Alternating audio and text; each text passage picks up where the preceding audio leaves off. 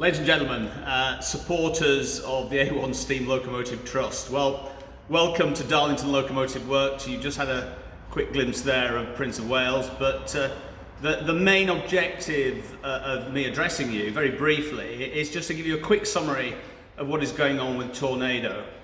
As you're aware, well I hope you're aware, she is currently in Loughborough at the works of Locomotive Maintenance Services.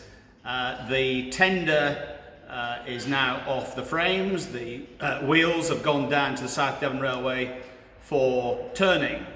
There's a huge amount of work seeing the loco stripped down, and the boiler will be lifted off the frames this coming Friday on the 11th. Now there's been a change of plan. You're all aware that we are in the process of buying 2 new boilers.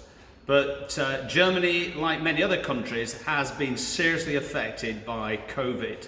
And this has had an impact on the availability of labour and workforce support building our boilers in Meiningen. As a consequence, there's going to be a delay. And the delay is potentially such that we couldn't, if we waited, guarantee to get the engine back on the tracks when we want it to.